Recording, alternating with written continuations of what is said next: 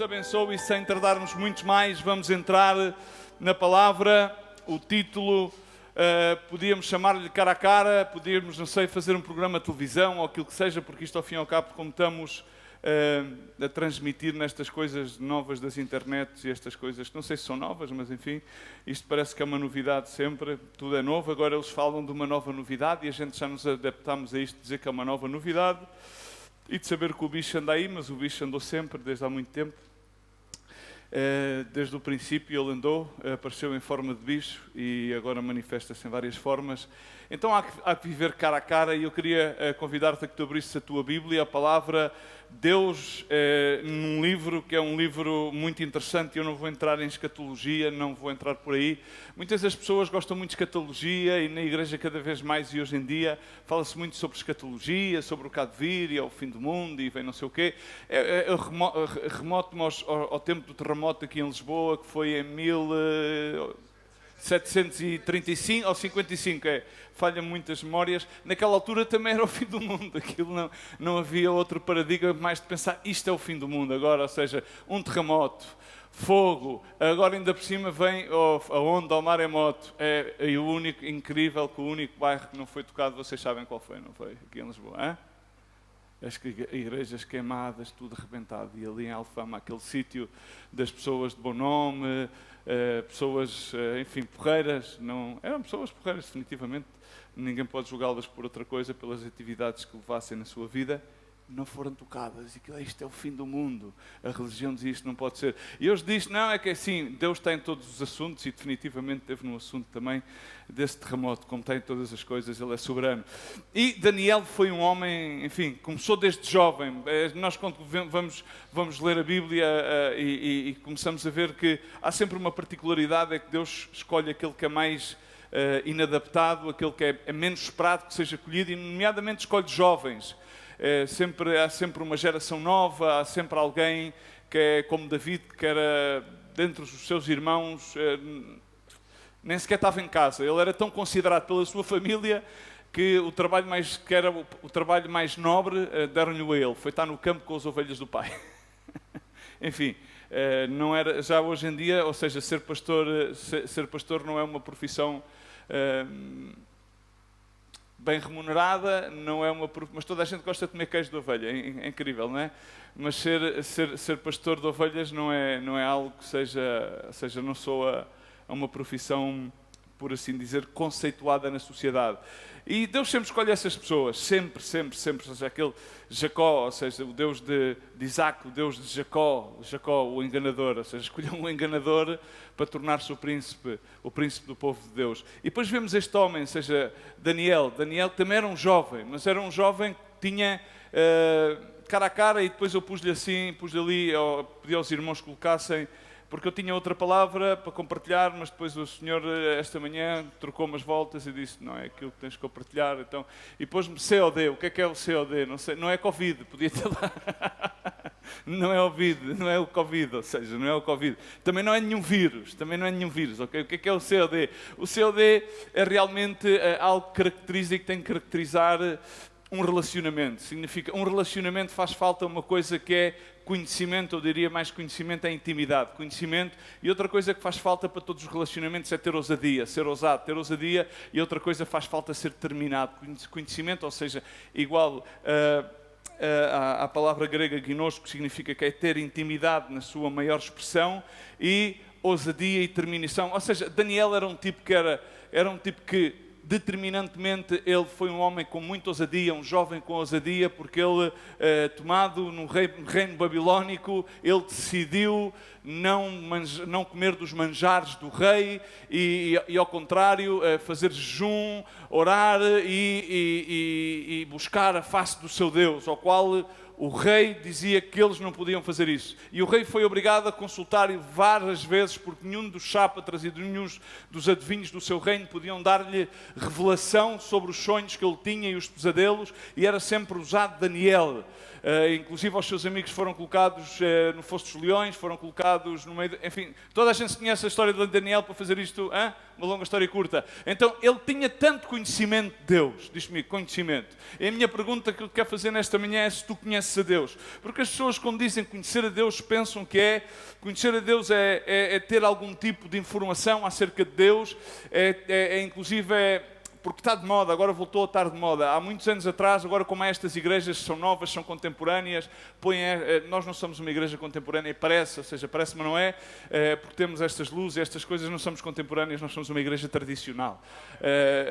Embora às vezes o invólucro do pacote não é realmente aquilo que parece que é, mas não faz falta somente parecer, mas é absolutamente necessário ser. Então o que é que acontece é que Daniel também parecia ser um jovenzito, como se diz aqui agora eu ouço muito os mais jovens a falar e eles quando falam no telefone dizem puto. Então puto, no nosso tempo era chaval, então, ó meu. Então parece que o Daniel era era um puto contemporâneo com os putos da idade dele, tá? Mas algo diferenciava Daniel, aquele que conhecia o Deus sobre o qual ele tinha aprendido. E aquilo que descaracteriza a igreja de hoje em dia, contemporânea ao tempo que vivemos, este Deus que é intemporâneo, que é transversal, que é de todos os tempos, que existia antes do tempo, que formou o tempo, que formou o mundo, o universo e todas as coisas, sim, é em todo o tempo o mesmo. Ele é o princípio, o fim, o alfa e o ômega. Este Deus, este rapaz tinha uma intimidade, um conhecimento dele que superpassava o pensar que tinha um manual. As pessoas dizem, bom, então, o que é a Bíblia para ti? Alguém de vocês podia me dizer o que é isto para ti? É um manual? Ok, então vamos... exatamente era aí que eu queria ir. Alguns de vocês, ou todos nós, já tivemos um produto novo. Um produto novo, tipo já te deram um telemóvel novo, já te ofereceram um telemóvel novo, já compraste um telemóvel novo, uma televisão nova. Ou não? É ou não é? Ou vamos a ser honestos. Tu, quando te deram o telemóvel, foste ler o manual de instruções? Não. Quando te dão qualquer coisa nova, tu lês, aquilo vem lá um manual de instruções. Às vezes vem um manual de instruções assim, não é? Ou seja, às vezes vem um computador dentro de uma caixa com manual. Agora eles dizem, já não pomos manual de instruções, dizem, é um pendrive, ou então vem lá um arquivo com todas as instruções. Quantos é que lê os manuais de instruções?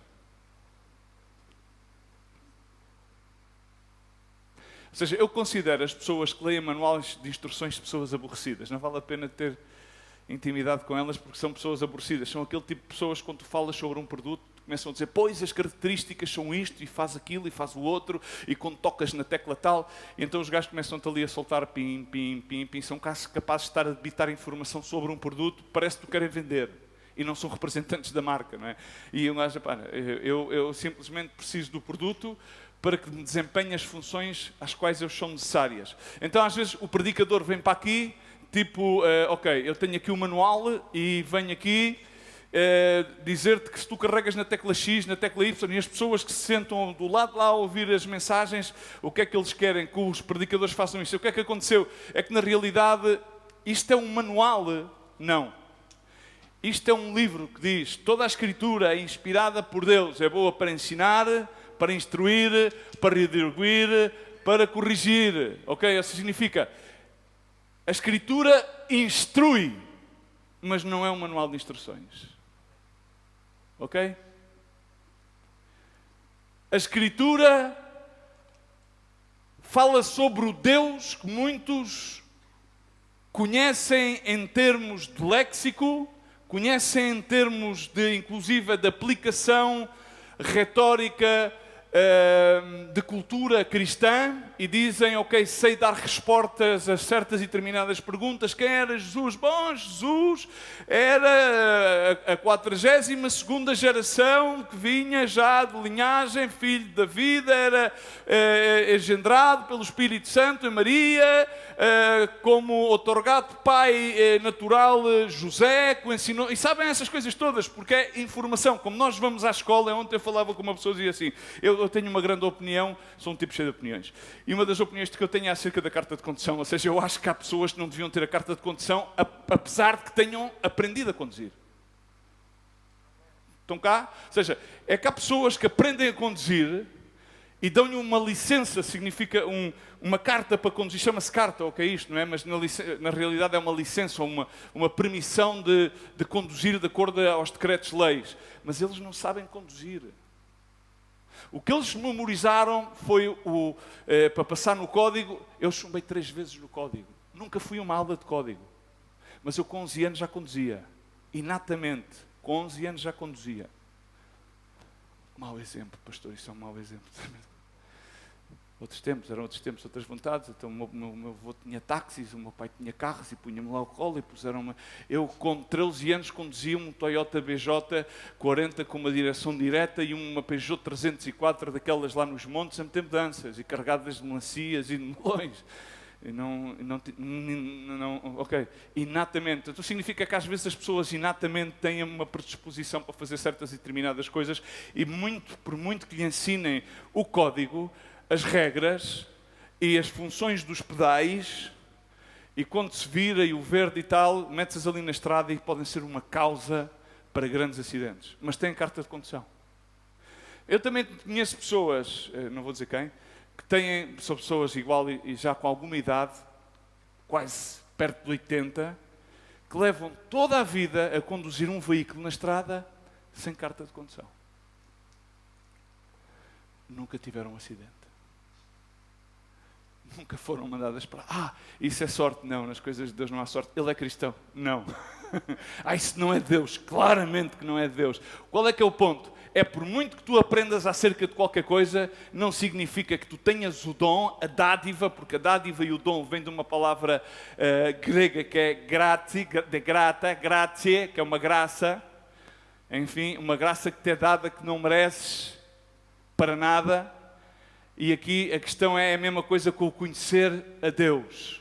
Conhecer a Deus. E a pergunta é, se tu conheces ao Deus do qual tens uma informação e do qual tu se calhar até vives de acordo aos códigos que estão implícitos e explícitos na palavra de Deus. Agora, este homem conhecia e diz que Daniel 11, 31 e 32, para entrarmos na Escritura e irmos lá rapidamente, diz: e estarão ao lado dele forças que profanarão o santuário, isto é, a fortaleza, e o tirarão ao holocausto contínuo, estabelecendo a abominação desoladora, e ainda aos violadores da aliança ou do pacto, dependendo das versões bíblicas, ele perverterá com lisonja. Está a falar daquele que há de vir do anticristo, está a falar dos tempos finais.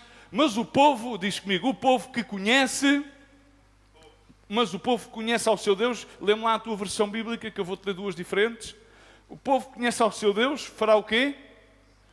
Se esforçará e fará proezas. Noutras versões bíblicas, nomeadamente aqui estamos a ler 2, a Almeida Ferreira normal e a Almeida Ferreira revista e corrigida, diz: se tornará forte e fará proezas. Joel diz: diga ao débil, forte sou. É um contrassenso.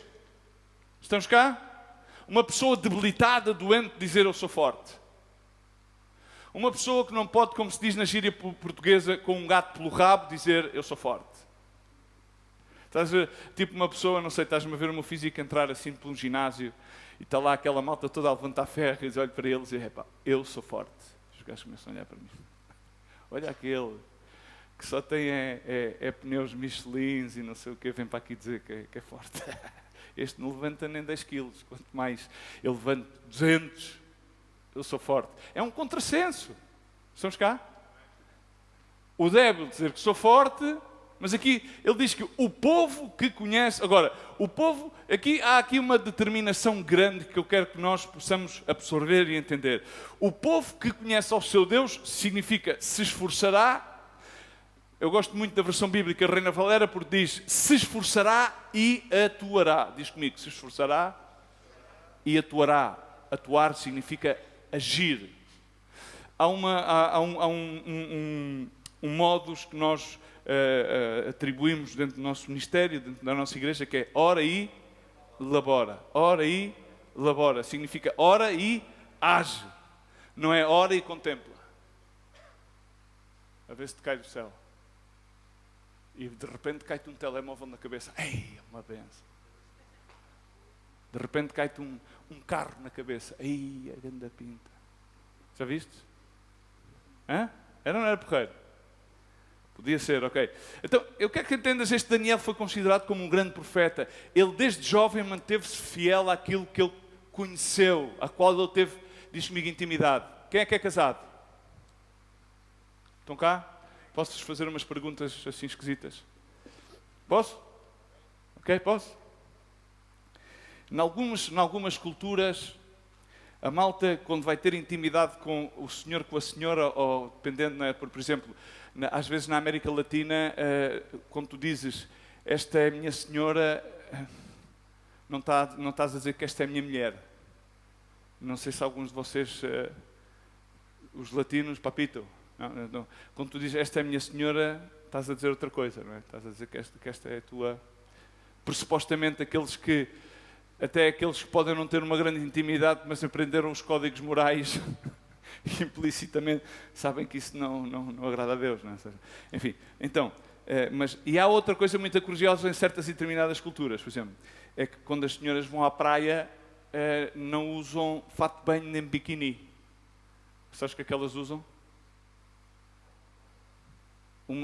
Podem até utilizar aquela parte interior da roupa, mas utilizam uma t-shirt, até como as nossas avós iam ali à Praia da Nazaré, com aqueles fatos de banho assim às riscas e caraças, está a ver? Lembram-se desses tempos? É uma situação cultural. Pois há outra situação cultural, é quando naquele momento em que, por exemplo, há a lua de mel. Estão a ver lua de mel, não é? Não é de fel, alguns também, ou seja, há histórias para tudo, ou seja, há ilustrações para tudo. Então, para fazer uma longa história curta, quando chega aquele momento, que é quando o momento está, a gente, um gajo, já estou farto da festa, e então o rapaz vai e tal, e coisa, com a rapariga, vão os dois, já estão casados, chegam lá ao hotel, a lua de mel, e de repente, coisa e tal, e ele, eu vou à casa de banho, fecha a casa de banho e sai de lá às 7 da manhã, só o gajo ficou a dormir, e depois sai toda vestida, e tem que apagar a luz, não pode ver. Algum de vocês estão a compreender, ou seja, toca, mas não vejas. Isso não é intimidade, pois não? Ou seja, ou conheces ou não conheces. Estás a perceber? Ou seja, estão a perceber? Eu não posso entrar em detalhes, porque depois posso ser julgado por ser um pastor impio, ou não sei, ou qualquer coisa assim do género, não é? Então, vejamos uma coisa, ou seja, é quando nós vamos ao estrito, por exemplo, à tradução grega, quando Maria lhe é revelada que vai ser engendrada pelo Espírito Santo e está encinta e vem o anjo e revela-lhe, a primeira coisa que ela diz é: eu não conheci homem, varão. Significa que ela estava com José, e quando diz não conhecia, a palavra grego é ginosco, significa eu não tive intimidade com o meu marido. Estão a compreender isto? Ok. Eles ainda não se tinham conhecido intimamente, significa que ainda não tinham mantido nenhum tipo de relação sexual. Percebem? Ok? Mas já se conheciam. E já viviam juntos e estavam casados. Tá? Isso agora não está de moda, porque agora a malta diz: pastor, ou sei lá, essa coisa de que a gente vá para o matrimónio sem provar o produto e depois se o produto está estragado. Como é que eu sei se o produto... E como é que eu sei... é porque a malta agora, quando até vai comprar um telemóvel, a gente antes que lê o manual, não nos dá um manual, dá-nos o telemóvel para a gente experimentar. E agora como é que vai isto? É só uma piada, ok. Mas sabemos que na realidade as pessoas pensam assim. Pá, os jovens dizem, mas como é que eu me vou meter neste barbicacho? Mas é que eu preciso de o conhecer, ela precisa... Estão a entender? Malta jovem, não é? Então não. Agora, aqueles, por exemplo, que não fomos criados numa família cristã, que não tínhamos enxergado nenhum tipo dessas coisas, agora, depois de termos feito muitas coisas erradas, entendemos o valor da intimidade. E entendemos aquilo que desperdiçamos. Este Daniel entendia tanto o valor da intimidade, ele era tão íntimo que ele separava tempo para Deus, ele orava, ele jejuava. E o que é que fez Deus daquele simples jovem? Deus abriu-lhe uma capacidade de revelação, que ele abriu-lhe os céus, ele revelava-lhe, ao tempo no Império Babilónico, este homem tinha mais relevância diante do rei do que qualquer um dos adivinhos e dos sápatras, porque ele não era que ele tivesse a capacidade, Deus mostrava-lhe, e Deus deu-lhe tanta revelação que mostrou-lhe aquilo que iria acontecer até aos tempos finais. E disse, agora tu vais selar o livro. E aqui está a falar acerca disso. Ou seja, está a falar... Agora, essa intimidade levou a com que Deus lhe mostrasse as coisas. E manifestou-lhe que iria haver este tempo, que iria ser um tempo muito difícil. Não está a dizer se era o tempo do Covid, não é? Ok, mas era um tempo no qual ia ser muito difícil, em que ia haver abominação no templo. Aqueles que tinham feito aliança e pacto iam perverter o templo. Significa, está a falar aqueles que eram considerados ser da luz, fazer parte do clube da luz. Não é do Benfica, ok? Se bem que o Jesus já vai voltar ao Benfica. Ok? Já vai voltar, dizem que vai voltar, vem de lá. Já assinaram. Os entendidos dizem que já assinaram. Ele ganhou tudo lá e diz que o Jesus já vai voltar. Ok? Mas ele disse que voltará, não é este Jesus, é o Jorge Jesus. Então, agora, mas vamos àquilo que interessa, ok? Ainda há esperança para a taça, mas provavelmente a coisa não vai lá, porque um Benfica sem Jesus não funciona. Enfim, eu acho que ninguém funciona sem Jesus, mas enfim... e às vezes as pessoas pensam que têm Jesus, afinal não têm. Conhecem, mas não têm. Às vezes acontece, às vezes a gente pensa que vai com Jesus, e já me aconteceu a mim, eu pensava que ia com ele e de repente começava a procurar e ele de repente disse, pá, afinal tu não entendeste que eu não vou contigo, pá.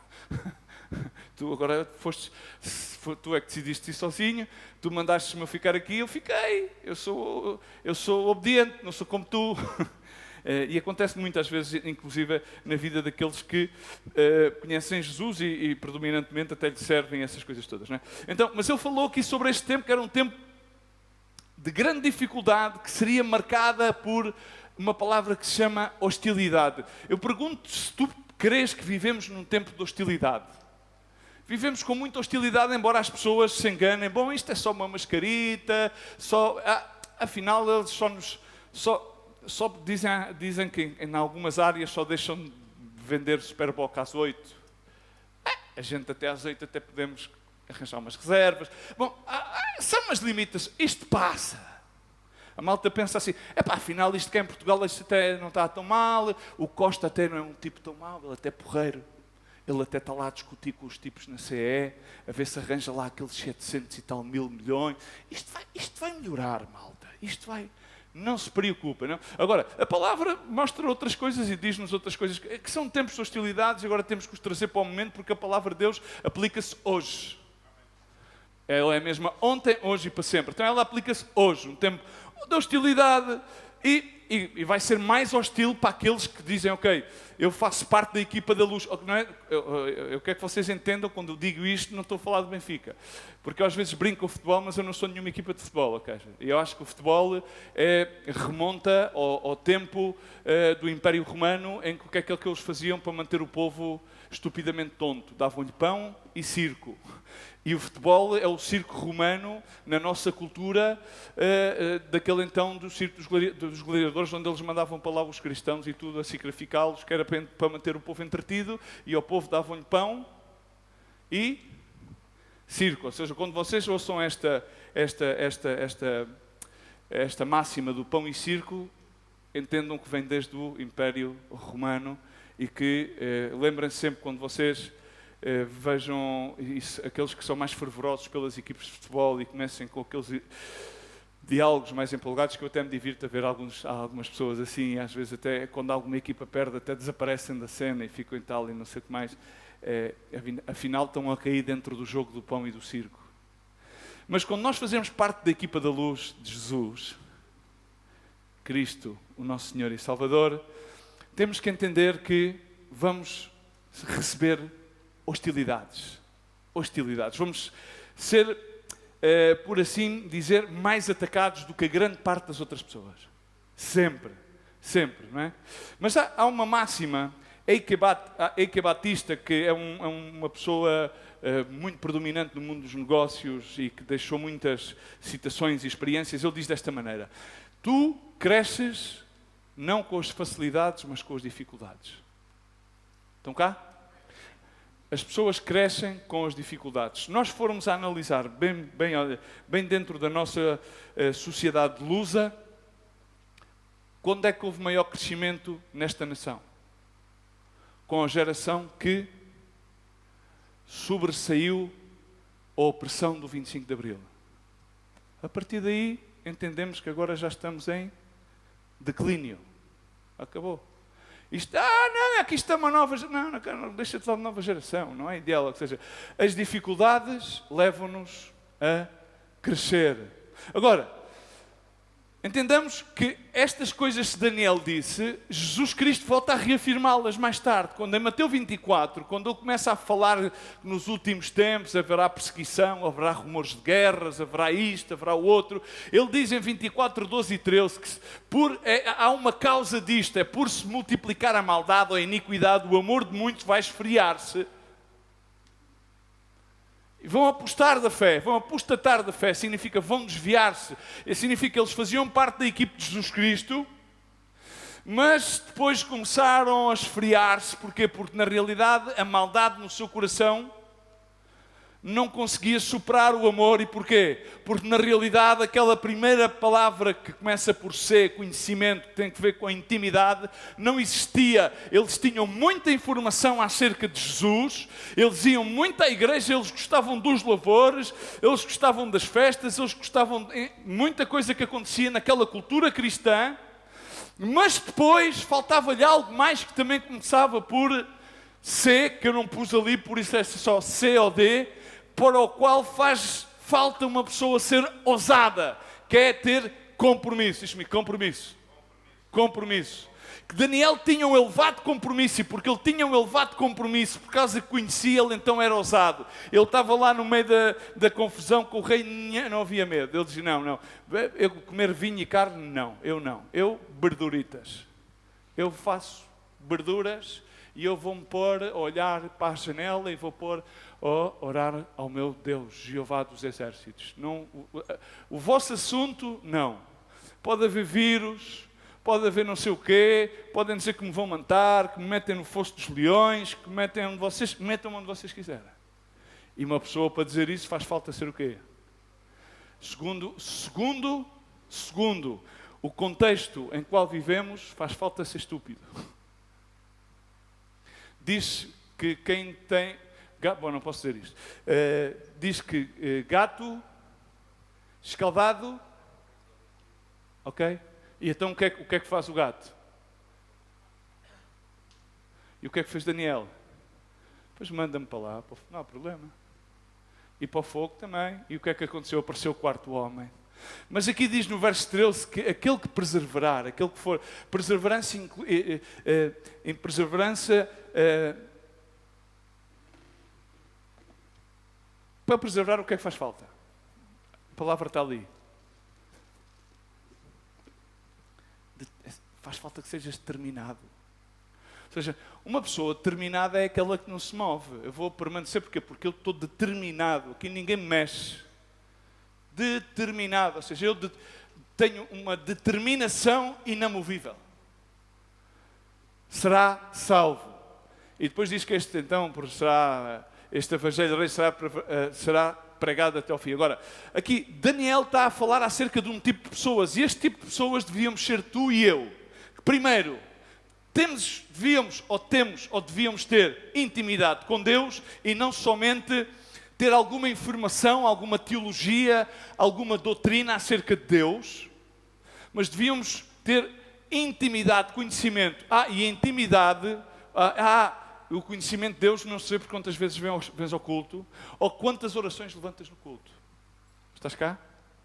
É que as pessoas têm sinónimo de que aquilo que se vê é aquilo que tu és. Enquanto Deus sabe que aquilo que tu és é aquilo que Ele vê no oculto. Por isso Ele diz que quando tu orares, fala o quê? Agora isso não estou a dizer, o pastor está a dizer é que a gente não... Não. É bom quando tu estejas na casa do Senhor, que também é a casa do Senhor, onde nós nos congregamos, onde estão 2 ou 3 congregados no meu nome, aí, se o Senhor, exatamente que ores, para quê? Para edificares o corpo, os demais, ok? A igreja. Estamos cá? Ok. Mas entendemos que isso não é a medida da intimidade que nós temos com Deus, ok? Então, aquilo que está a dizer implicitamente em Daniel 32, e aqui é que está, é que à medida que nós temos conhecimento, significa intimidade com Deus, isso está diretamente envolvido com o nosso nível de esforço para com Deus. Estás cá? À medida que tu tens intimidade com Deus, isso automaticamente implica o nível de esforço que tu estás disposto a dar por Deus. Quando tu mais... Vocês vão lá ver uma coisa. Se tu não conheces uma pessoa, tu estás disposto a sacrificar-te por ela. Vamos ser honestos. Não vamos cá com as balelas, não por amor a Deus e ao próximo. Não, vamos ser honestos. Não temos. O que é que nos leva a estar dispostos a sacrificar-nos por alguém? É porque ele merece? Não, é porque nós temos um conhecimento daquela pessoa. Ele até pode ter feito alguma trastada, mas como nós temos um conhecimento íntimo com aquele irmão, ou com aquele irmão, ou com aquela pessoa, porque é que a gente nos estamos dispostos a dar-nos mais pela esposa e pelos filhos? Naturalmente, porquê? Porque à partida temos mais intimidade com eles do que com as outras pessoas. Estamos cá? Estamos cá? Agora, à medida que nós temos mais intimidade com Deus, vai-nos então levar àquele grau de intimidade em que entendemos que Deus só é todos. Porque quando nós vamos a Lucas 15 e começamos a ver a taxa de valores de Deus, e Ele começa a dar uma ovelha igual a 99, uma dracma igual a 5, um filho igual a 1. Qual é que é a taxa de valor de Deus? Que 1 é igual a todos e todos é igual a 1. Mas nós só conseguimos entender e experimentar isso nas nossas vidas à medida que temos intimidade. Então, o nosso rácio de valores, como a Bolsa de Valores, começa a entrar uma quota de valores que vai para além do Nasdaq, da outra de Britney de Londres e que a de Lisboa, em que o valor de Deus é tão grande que aí nós começamos a estar dispostos a ir mais para além daquelas pessoas que estão à nossa volta e gradualmente dar-nos mais, porque entendemos que estamos a dar-nos por Deus. Ok? Porque entendemos uma coisa, nós não estamos dispostos a fazer um sacrifício que seja por alguém que não conhecemos. Então quando a gente temos continuamente, por exemplo, agora a escola e a Bíblia é melhor dar pelo YouTube e por aqui, ok?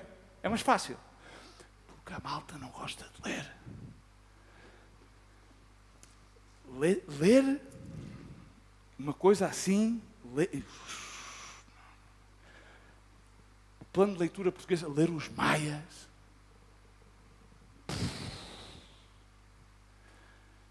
ler a Bíblia em 66 livros, como alguns jovens que eu conheço, isso é melhor ser em audiobook, videobook, boa ao YouTube e aí aprende tudo. Já está. Já? Por isso é que ninguém lê os manuais. Porque a gente quer saber. Diz assim, Tiago, como é que funciona isto? Espera aí, ele diz, espera aí, pai. Agarra no aparelho. Olha, isto faz. Olha, já tenho informação. O gajo vai ver. Olha, aqueles dizem aqui. Onde é que ele vai? Vai ler? Antigamente uma pessoa queria saber alguma coisa, não tinha livros, tinhas que ir à biblioteca. Tinhas que ir à biblioteca para descobrir não sei quantos e para não sei o quê. Tá? Agora vais ao YouTube ou então perguntas ao Google. No dia estávamos a falar sobre os palmarés das equipas. E eu estava lá a brincar com o Crespo em casa e com a minha mulher. E sei lá eu quantos campeonatos é que ganhou o A ou o B. E eu disse, espera aí, vamos perguntar ao Google. E aparece lá o Google. Tantos campeonatos, tantos não sei o quê. Tantos. Porque agora já temos o Google. O Big Brother. Estamos a entender? Então, e agora quando a gente queremos saber como é que vamos lidar com o nosso dia-a-dia, quem é que vamos perguntar? Ao Google?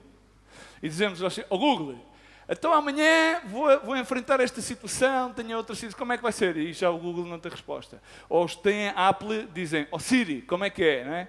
E em cima nós damos uma Siri sem nenhum tipo de discriminação. A nós, graças a Deus, que nos dão uma Siri em português, mas é português brasileiro, porque há mais consumidores do sistema iOS da Apple brasileiros do que português, mas eu sinto-me discriminado. Eu sinto-me discriminado porque eu sou Tuga aqui do Tuga, e ver continuamente a Síria falar comigo em português brasileiro e dizer, o que você quer? Então, sem nenhuma discriminação para os brasileiros. Não, mas eu é que me sinto discriminado, não é? Mas a coisa suporta-se e tal, porque a Síria, depois eu digo, olha, liga aí quando eu vou conduzir, que é para não ter multas. Olha, liga aí para a Sandra Guedes, mas eu já não falo brasileiro com ela, mas ela entende, é porreira, ela entende português de Portugal. Então ela, vou ligando para a Sandra Guedes dos Santos, casa. E ela aí liga para a minha mulher e eu começo a falar com ela pelo telemóvel no carro. Estas tecnologias às vezes compensam muitas coisas. Então, vamos a ver uma coisa. Este jovem, naquela sua juventude, tinha tanto conhecimento como muitos de nós não temos. E já alguns de nós já levamos alguns anos a absorver informação, dados teológicos. Ou seja, então o que é que acontece? Hoje em dia há uma doença que nós costumamos dizer que... agora também, deixa-me só uma parte, a ver se eu me memoro muito, uma parte aqui. Vocês sabem que nós fomos requalificados pela OMS, a Organização Mundial da Saúde. Não sabem? Ok, normalmente, antigamente, a partir da maioridade dos 18, terminava o tempo da juventude. A juventude, nomeadamente, a adolescência era até aos 16, a partir dos 17 aos 25 era jovem, e a tua idade média ia mais ou menos dos 25 aos 45, 50, e a partir dos 50 já começavas a ser, não era velho, era a ser de maior idade. Velhos são os trapos. Não. Então agora nós fomos requalificados, ok? A adolescência até aos 18, ok? E a partir dos 18 aos 66 somos todos jovens. Hã? Glória. Hã? Está a ver? Já compensa andar de calças gangas, não vale a pena rasgadas, porque depois a seguir elas desfazem-se todas. Mas já dá para um tipo com 50, 55, 60, ser jovem. E a partir dos 66 até aos 74, então é que é a idade da maturidade, é aquela idade da madureza que eles chamam de idade de ouro. E a partir dos 77 aos 80 e tal, então é que já é considerado sénior. E a velhice é dos 89 até aos 100. Hã? Boa requalificação. Isto simplesmente para nós enquadrarmos todos aqui na juventude de Daniel. Mas, ou seja, se vocês forem à página web da OMS, mas eu também vos posso mandar um WhatsApp, se quiserem esta informação, ou publicar lá na página da igreja, esta requalificação devido à boa qualidade de vida que hoje em dia já temos em grande parte do mundo, aos alimentos, à preocupação pela saúde e tal, e esta coisa. Até já nem há Covid, há tanta preocupação que já nem sequer há Covid, eles já têm vacinas e tudo. Enfim, então, hoje em dia há aquela preocupação que as pessoas diziam normalmente que isto era só para os jovens, mas como nós já somos parte da juventude, vamos fazer, que há uma coisa que se chama, vocês ouvem aquela coisa que diz apatia. Apatia, alguém diz comigo apatia? Apatia, diz para a pessoa que está ao lado. Apatia. Da apatia vem outra palavra que é simpatia. O que é simpatia? Alguém que é simpático é o quê? É alguém que é agradável. E agora, a partir daí, vem outra palavra que é empatia. O que é empatia? É alguém que está disposto a colocar-se no lugar de outra pessoa. Ok? E o que é a apatia?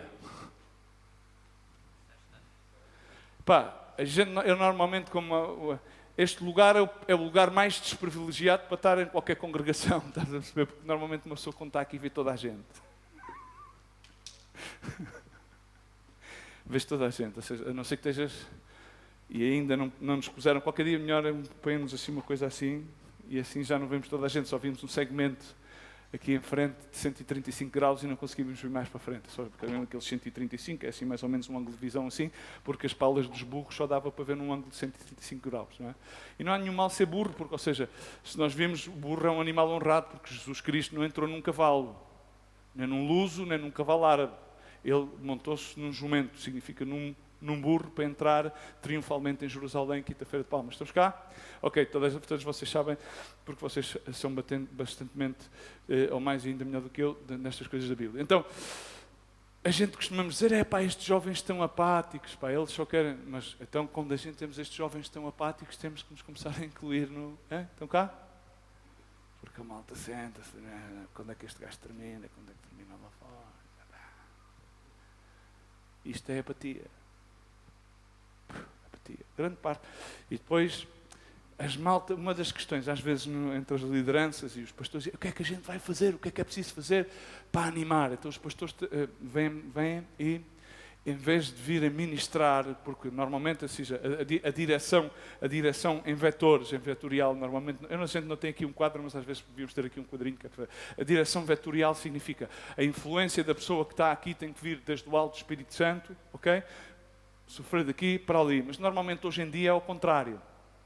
A influência é assim, vem das plateias para o pastor, e o pastor preocupa-se não em receber a influência, porque ele já se considera, e então ele agarra um versículo que está lá escrito numa das epístolas de Pedro, em que diz, filhinhos, já não faz falta que vos ensine nada, porque vós tendes a unção do santo. Então o pastor diz, agarra naquela escritura de manhã, come-a como uma torradinha. Já está, a unção do santo. Eu tenho a unção do santo. Ele chega aqui com a unção do santo e ele diz, e agora como é que eu vou fazer? Porque o que faz falta é animar a malta. Estão cá?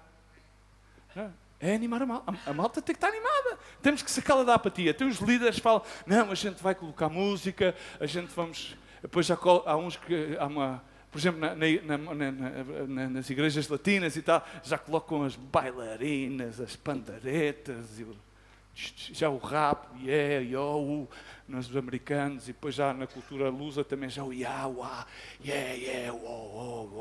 agora como é que é o outro que vai se candidatar, o rapper que também já é cristão, o Kanye West, que é casado com a Kardashian, e os putos todos, agora vai ser e a malta está sempre a pensar nisto, não, a gente temos que inovar, o espírito é um espírito de inovação, mas é que a direção não vem de lá, eles vêm dali porque eles estão preocupados em ter mais malta, porque vem mais malta, e se o gajo é famoso, para aquilo, vem mais malta, eles dão mais oferta, não estou a julgar, ou seja, é o facto da coisa, é inevitável, isto é assim, ok? Chama-se política eclesiástica, mas depois a preocupação é por causa da apatia. Agora, quando nós vemos, ou seja, apatia, o que é a apatia? Na linguagem espiritual, a apatia é nada mais nem nada menos uma evidência de que uma pessoa não conhece a Deus. Porque uma pessoa que conhece a Deus, ante a presença de Deus, ante a sua palavra, não consegue ficar apático, não consegue ficar sem reação. Ou zanga-se, ou ora, ou chora, ou rebela-se. Porque nós vemos esta Bíblia, e esta Bíblia, aquilo que faz, esta Bíblia conta a história, muitas histórias, de homens, mulheres, imperfeitos, que tiveram um encontro com Deus. Eles encontraram-se, conheceram um Deus. Não foram ensinados por catedráticos para serem pastores ou sacerdotes ou para serem milagreiros. Não, eles encontraram-se com Deus. Moisés, depois de ter morto um egípcio, andou 40 anos para amansar o seu temperamento. E depois teve um encontro com Deus. E posteriormente andou mais 40 anos com Deus e foi considerado o homem mais manso. É a história da vida de um homem e histórias de vidas de mulheres. Baraque era um homem escolhido por Deus, mas era um homem que estava em apatia, tinha medo, era cobarde. E o que é que aconteceu? Faria, conte-me lá o que é que aconteceu com Baraque. O que é que fez o Senhor? Débora que estava... E o que é que as pessoas hoje em dia dizem? Não, é que Deus levantou uma mulher. Não, Débora disse, Baraque, tu é que foste escolhido por Deus. Eu vou-te ajudar. aquilo que tu me disseste para fazer eu faço. Mas Baraque não queria ir à guerra. Ele queria estar cómodo. Oh, Maria, pá, dá aí, pá, uma bifana, pá. Levanta a mesa, pá. Faz a cama, pá. Vá lá. Aqui quem manda a casa sou eu, pá. E lá está. Oh, para trabalhar, pá. Não, para trabalhar, vai trabalhar tu, pá. Quem manda aqui em casa sou eu, pá. Tenho que ficar em casa a orar, pá. Ler a Bíblia, pá. E a Maria vai trabalhar e o gajo, pá, senta-se em casa e liga a Sport TV. Oh, Maria, já pagaste o telecabo? Pá, tenho que ter a televisão do Benfica, pá. E o Baraque era uma pinta destas, estás a ver? Em modelo moderno. Ele ia à igreja, era o líder da igreja. Pá, oh, Maria, olha, hoje dás tu o sermão, estás a ver? Porque eu estive a analisar o jogo ontem à noite. Estás a ver? Modelo moderno. Estás a compreender? E, evidentemente, aquilo que a Bíblia conta, instruindo-nos, não como um manual de instrução, é a vida de pessoas que Deus usou. E Débora foi incrível, porque Débora, olha, se é isso que tu queres, opá, eu faço, mas tudo, porque tu mandas e tu vens comigo, e lá foi ela. Foi ela que teve que livrar o povo. Alguém tinha que o fazer, não é? Se o marido não faz nada lá em casa, tem que fazer a mulher, é ou não é? É ou não foi? É ou não foi? Estás a gostar de ser bom, não foste? É sim.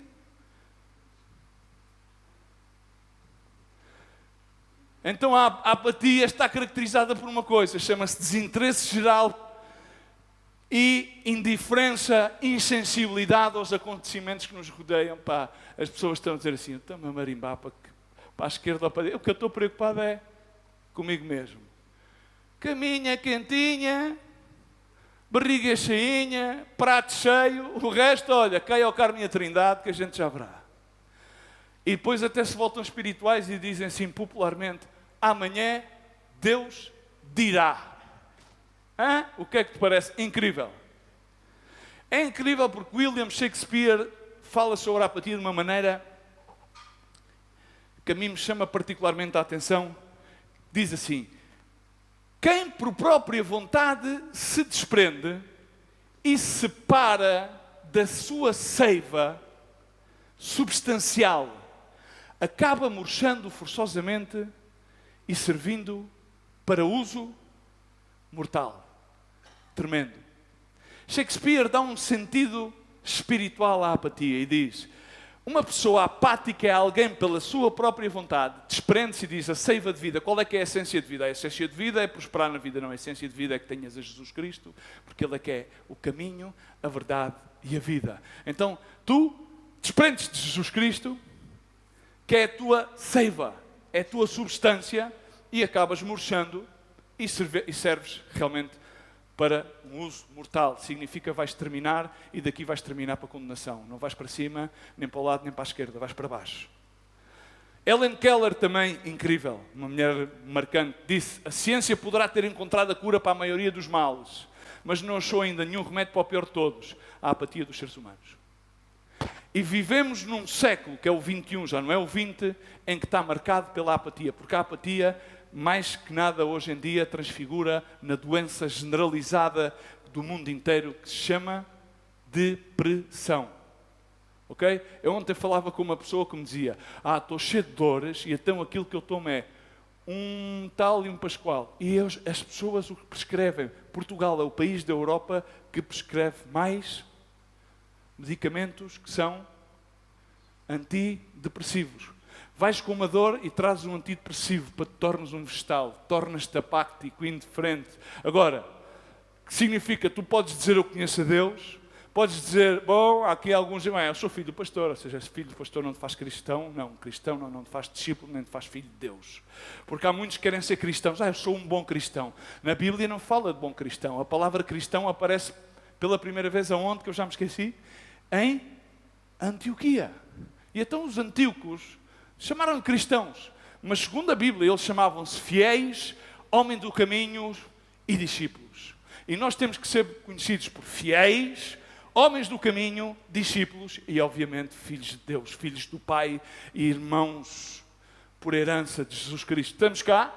E agora, conhecer acerca de ter teologia, ter informação, ter doutrina, não é conhecer a Deus. Saber acerca de Deus é aprender acerca dele, ok? E podemos ter muita teologia, mas a questão é perguntar-nos: porte-me adequadamente. Portar-te adequadamente, eu quero dizer-te que às vezes venero mais o comportamento de pessoas que não são cristãs do que muitos cristãos.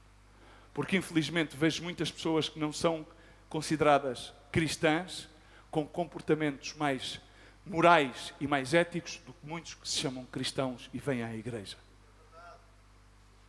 E para nossa vergonha, muitas das vezes, vejo pessoas que são islamistas, que moralmente e eticamente têm um comportamento mais adequado do que aqueles que são chamados cristãos, que vêm à igreja e que estão na igreja e depois vão-se embora da igreja e esquecem-se daquilo que professam dizer conhecer. Paul Valery disse assim: como fazer para não fazer nada? Não conheço no mundo nada mais difícil. Isso é um trabalho de Hércules. Um aborrecimento de todos os instantes. Isso é a apatia. Muitas pessoas que andam sempre à procura de como fazer para nada fazer. Como é que eu vou fazer? Repara bem o objetivo da vida. Como é que eu vou fazer para não fazer nada? O objetivo de hoje em dia é obter as coisas sem nada fazer. Isso é sinónimo de voltar-te apático. Obter as coisas sem nada fazer. É impossível. Para obter alguma coisa, há sempre que desprender um esforço. Em Daniel diz que aqueles que conhecem a Deus são o quê? Se esforçam e fazem proezas e agem. Que tu tenhas uma cultura cristã é uma coisa. Teres um encontro com Deus é outra coisa. Pode ser que sejas uma pessoa aborrecida. Simplesmente leias o manual. E uma pessoa que lê o manual e conhece o manual, passa a expressão, agradeço-te, mas eu não quero mais informação. Eu quero viver experiências exponenciais. Mas agora quero dar-te um exemplo. Olha aqui, está aqui uma garrafa de água, não é? Era bom até ter um garrafão. Eu quero isto terminar rápido, ok? Isto é uma garrafa de água, não é? Na América Central e em África e em muitos países onde a água não é bem processada, as pessoas sabem que normalmente em casa toda a gente leva aqueles galões de 25 litros. São assim uns galões grandes, de plástico assim, que vêm selados. Depois tu metes-os numa máquina, não é? Não sei se em Brasil também usam, não é? Metes numa máquina e algumas máquinas sai fresca, outras máquinas, as mais simples, para os mais pobres, nem sequer é máquina, é só um depósito e tem-se uma coisinha para encher os copos de água. Ok? Agora, eu quero que entendas uma coisa. Isto aqui é água. Agora, isto é água purificada que eu vou beber um bocadinho, estou com sede. Salutis, é saúde, antivírus. É boa água. Agora, se eu agarrasse nestas garrafas, ou numa garrafa grande, e fosse ali ao mar, ao Oceano Atlântico, é incrível, não é? Não é incrível ver o mar? Eu gosto mais de o ver no inverno, quando ele está potente, ou assim, quando as marés vivas, fins de setembro, princípios de fevereiro. Não sei se algum de vocês já teve a experiência, por exemplo, está lá embaixo, em Sagres, no Cabo, e vês as ondas, pá, pá. Epá, é incrível, não? Vês a força do mar, é arrebatadora. E encher isto, e muitas garrafas e um garrafão, mas vamos encher muitas garrafas, ou garrafões de 25 litros. E encher estes bancos cheios de garrafões de 25 litros de água salgada, ok? Água salgada não é, porque há piscinas que têm água salgada, porque são purificadas com a eletrólise do sal, ok? Mas eu estou-te a dizer água do mar. Água do mar. O mar tem uma força, ou seja, todo o nosso planeta é mais composto de água do que de terra, ok?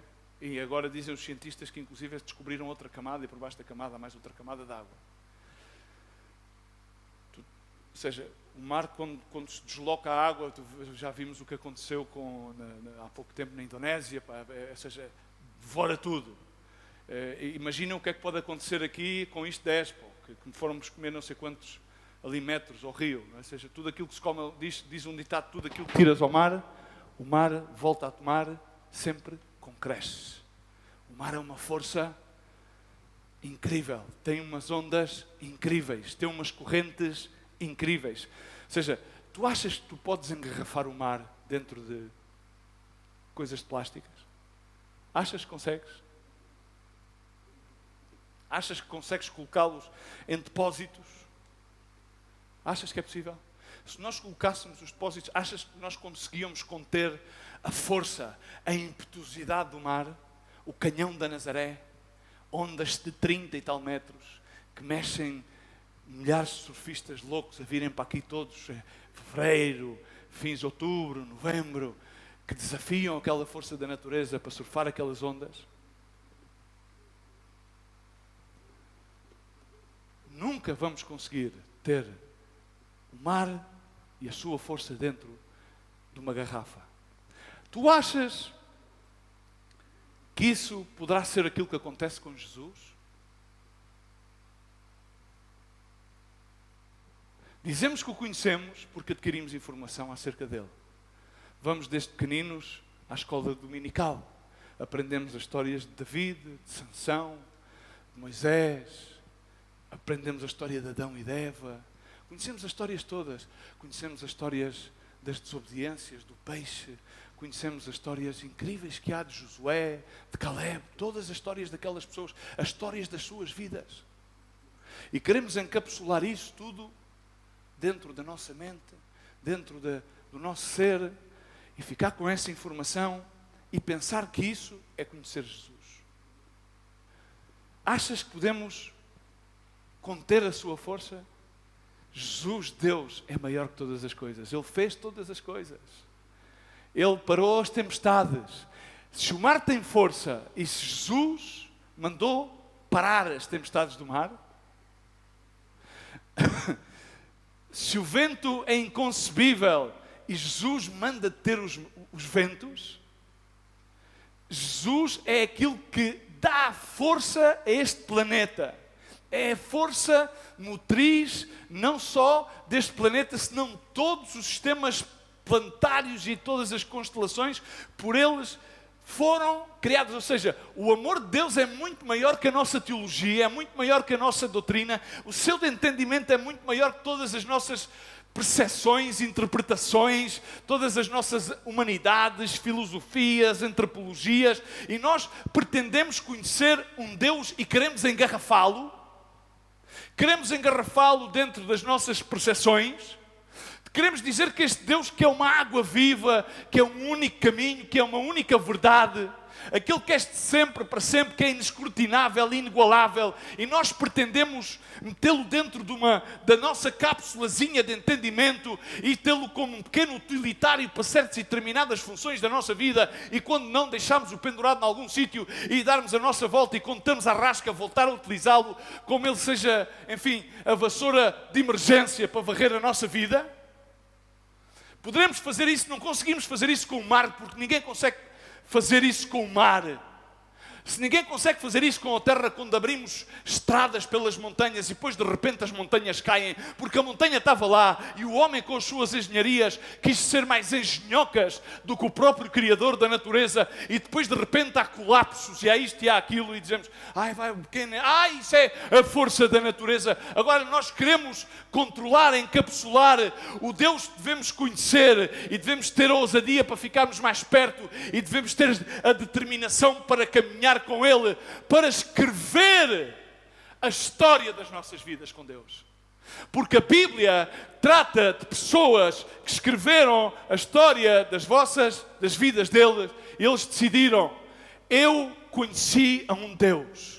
Eu tinha ouvido falar, sim, lá no meu povo, eu era judeu, os fariseus falaram, me ensinaram uma Torá, mas eu agora conheci, Paulo conheceu um Deus ao qual ele perseguiu e a sua vida mudou. E ele reescreveu a história da sua vida com Deus. E ele disse, eu tomo por lixo Todas as coisas que eu tenho para trás, ser um homem de bom nome, sim, de boas famílias, sim, mas aquilo que eu entendo é o supremo chamamento e a vocação de seguir a Jesus e ter os olhos colocados no alvo. Agora a minha questão é, tu conheces esse Deus? São Agostinho de Hippo, um homem que deu das maiores contribuições para a teologia de todos os tempos. Era um homem que buscava, sempre foi um buscador de conhecer mais e mais de Deus. Ele escreveu tomos e tomos e tomos acerca da natureza de Deus, os atributos de Deus, a teologia, as doutrinas, ele. Mas São Agostinho de Hippo, quando já estava na sua maior idade, não era velhinho, ele era já ancião. Diz que conta uma história, um relato, que São Agostinho de Hippo caminhava por uma praia.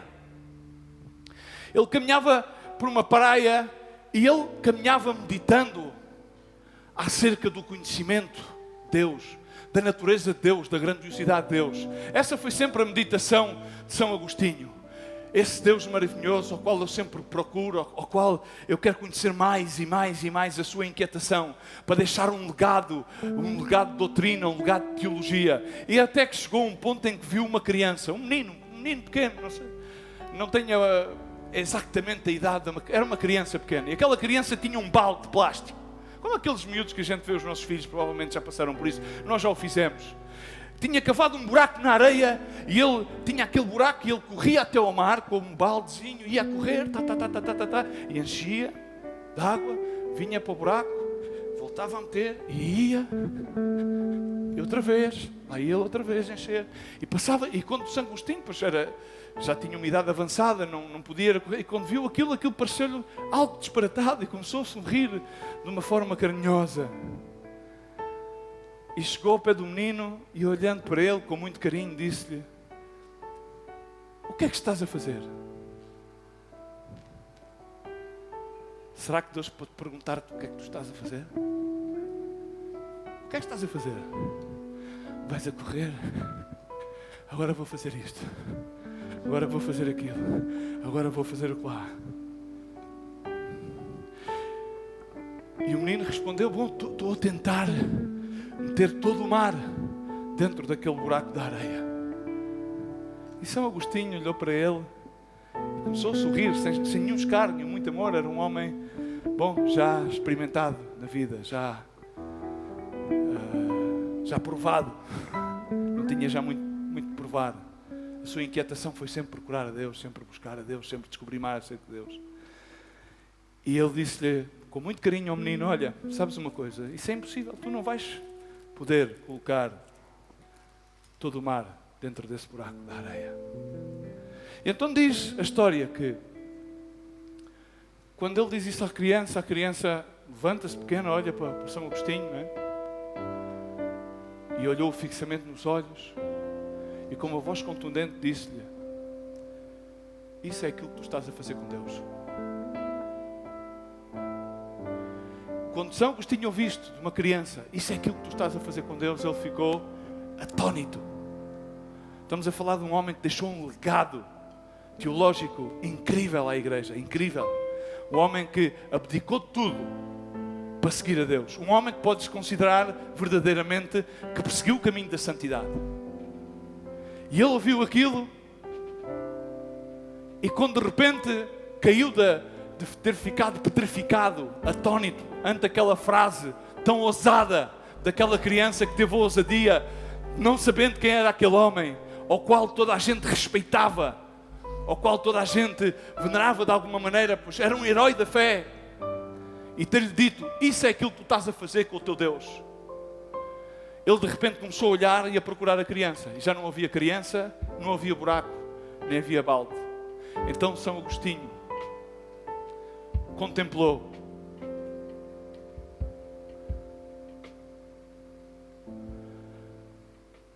ao fim da sua vida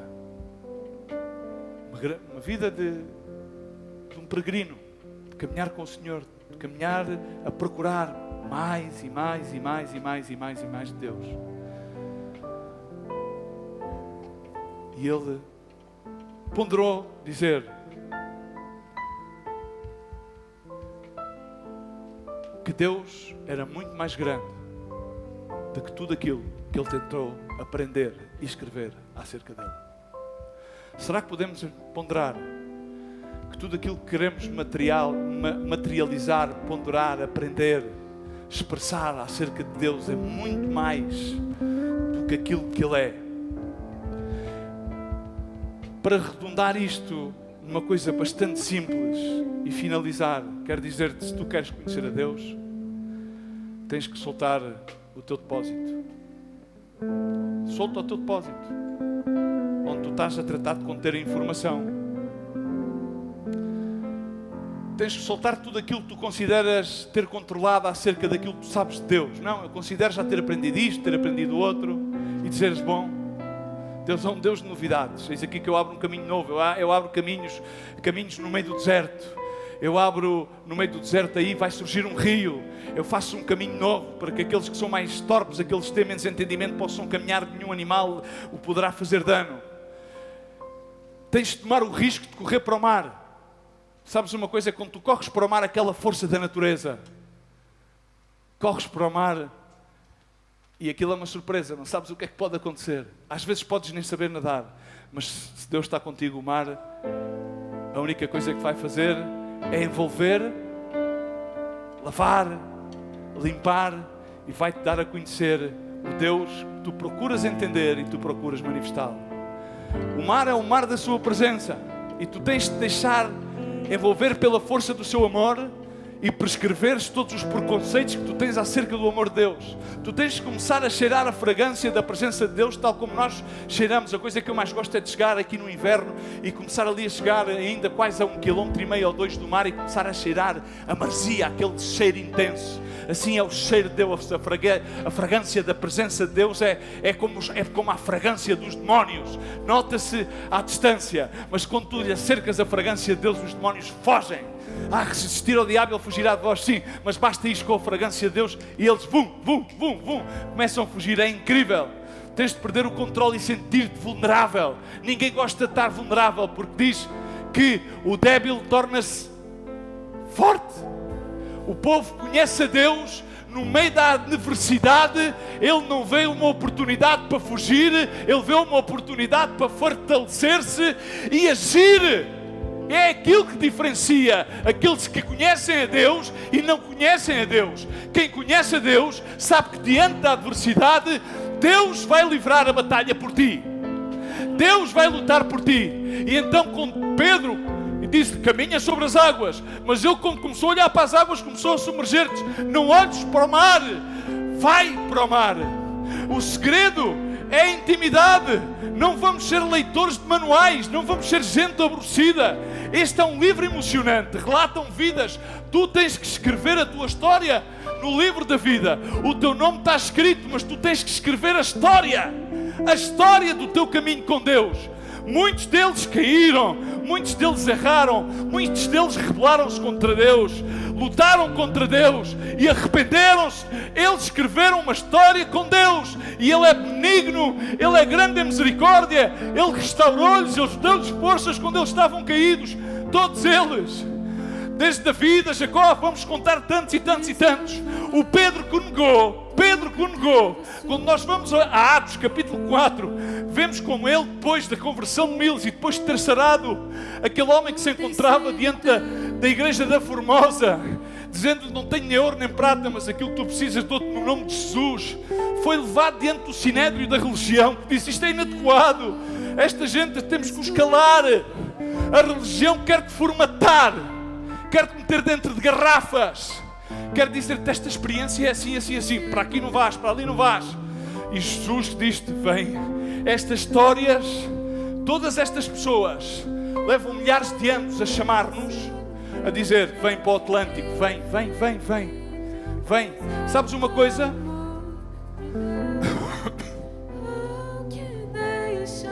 Muitos são chamados e poucos são escolhidos. Conhecer a Deus é para todos. Ter intimidade com Deus, quem é que o determina? Não é Deus. Não, é que Deus tem pessoas especiais. Eu quero dizer-te uma novidade. Deus não tem pessoas especiais. Estás cá? Mas é que a Bíblia diz... Não. Deus diz que chamou muitos. E a diferença entre o chamado e o escolhido é que o escolhido determinou-se a ter intimidade.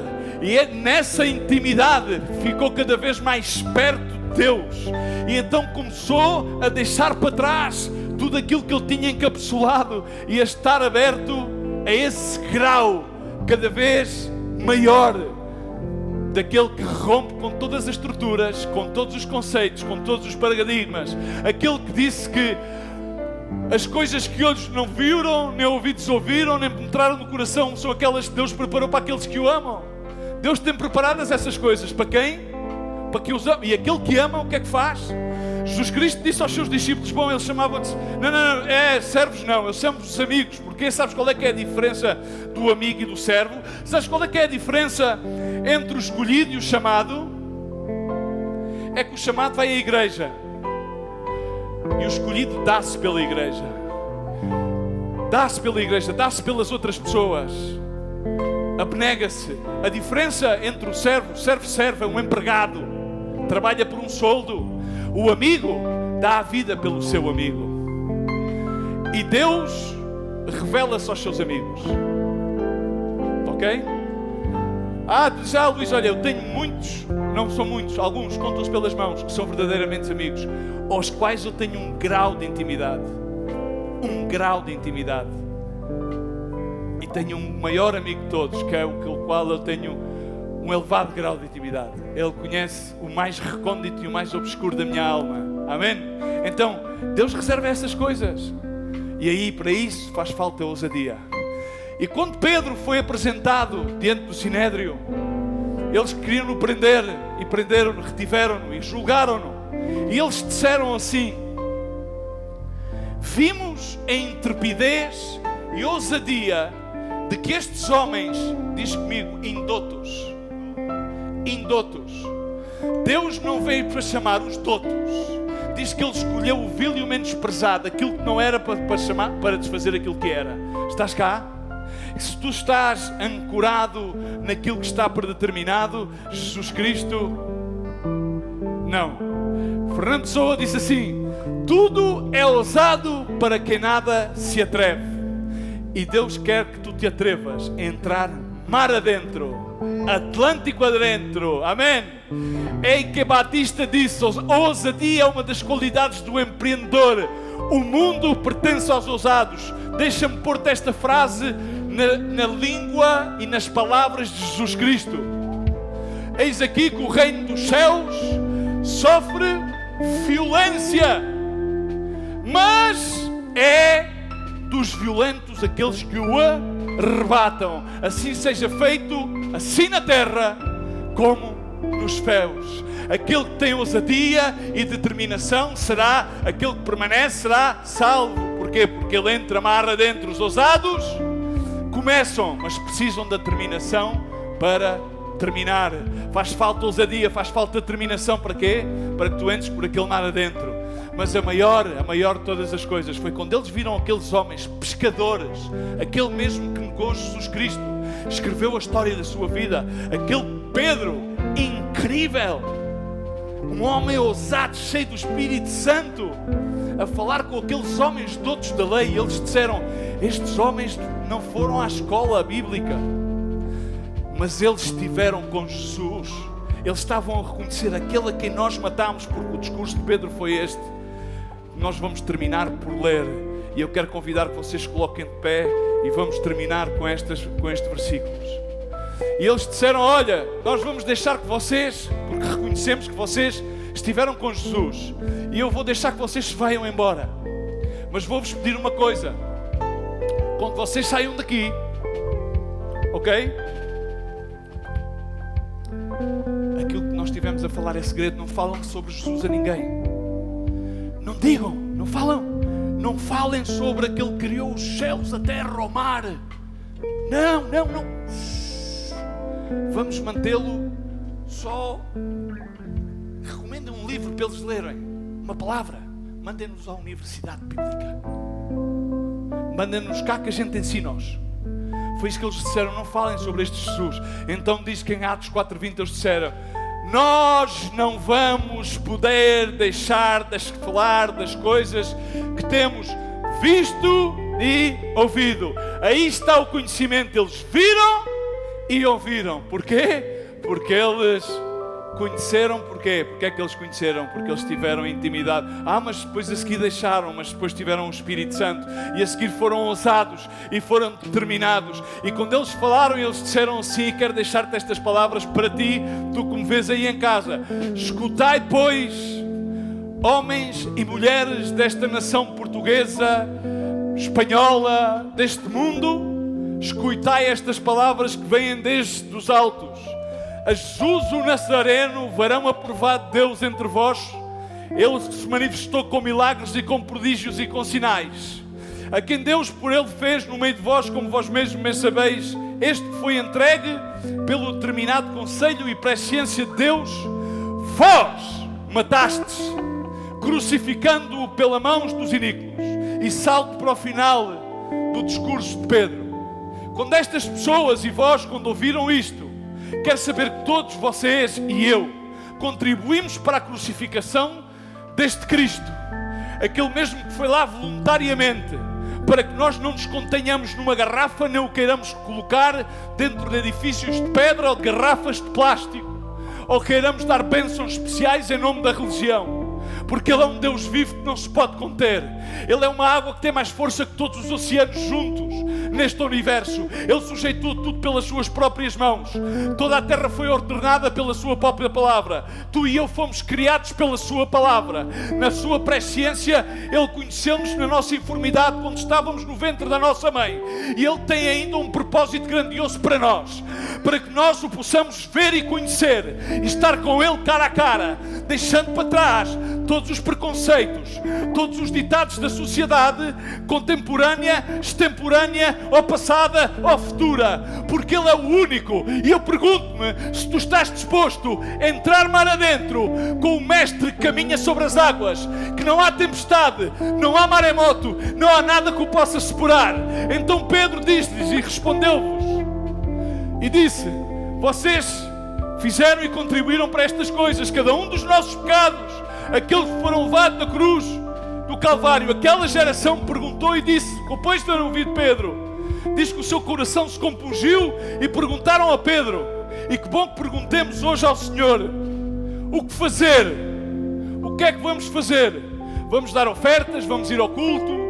Vamos ter um plano de leitura da Bíblia, não em um ano, se calhar em 30 dias, porque isto o tempo pode-se acortar. E ele diz uma coisa muito simples, que foi para aquela geração, é válida para esta e para as próximas até ao final dos tempos. Arrependeu-vos cada um de vós. Mas eu já o fiz. É tempo para que o faças de novo, a cada dia. E seja batizado no nome de Jesus Cristo para a remissão dos vossos pecados. E recebereis o dom do Espírito Santo. Aleluia, hein? Grátis, não tens que fazer nada, não tens que dar ofrenda, não tens que assinar a membresia de nenhuma doutrina, não tens que fazer-te membro de nenhuma igreja, de nenhum clube, nem do Estádio da Luz, nem do Estádio de Alvalade, nenhum, ok? É incrível, simplesmente arrepender-te e dizer: eu vou caminhar contigo, eu vou para as águas contigo, e recebereis o dom do Espírito Santo. O dom do Espírito Santo vai-te dar capacidade de conheceres de uma forma íntima, exponencial e experimental. E vai-te dar a capacidade de seres ousado e determinado para permanecer até ao fim. Porque aquela promessa é a mesma. Pertence-vos a vós, é para nós. Foi para eles, é para nós. É para os teus filhos e para todos aqueles que estão longe de nós, enquanto o Senhor nosso Deus chamar. E Ele está desde sempre a chamar. E com muitas as palavras, podemos dizer mais. Podemos dar testemunho e exortar e dizer: salvemo-nos desta geração perversa. Salvemo-nos desta geração perversa de incredulidade.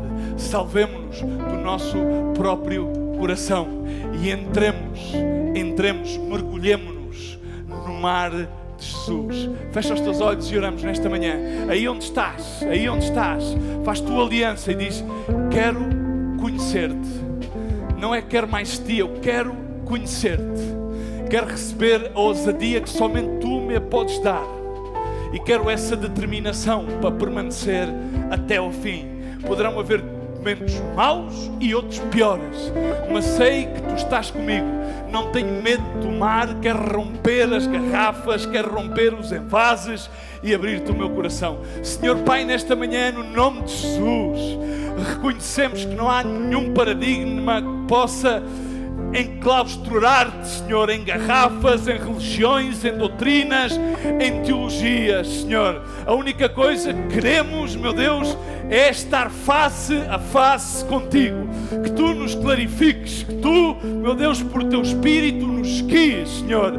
Meu Deus, podemos ser indoutos, meu Deus, podemos estar despreparados de acordo, Senhor, às nomenclaturas deste século, mas no poder do Teu Espírito Santo seremos salvos e teremos a ousadia para, meu Deus, para lutar, inclusive algumas vezes falhar, mas Tu, meu Deus, por meio do Teu Espírito farás com que tenhamos frutos dignos de arrependimento, Senhor, para estar aos Teus pés, e diante dos Teus pés Tu, Senhor, não vais permitir que o justo permaneça caído, senão que Tu levantarás, tal como diz a palavra em Daniel. Esse povo conhece a Deus, se esforçará e Ele fará proezas.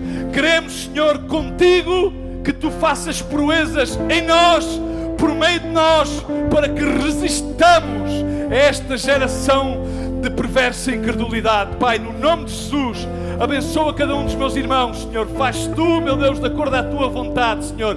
E continua a chamar, para que nós possamos mergulhar nesse imenso oceano de amor, Senhor. Inescrutável de entendimento. Tu és inigualável, Senhor. Tu és esse Deus que entregaste tudo, Senhor. E nós não ficamos contentes sem rendermos tudo a Ti. A glória seja a Ti, Senhor. No nome do Pai, do Filho e do Espírito Santo. Amém. Te damos de novo a Ti a glória, a honra e o louvor. E louvamos a Ti.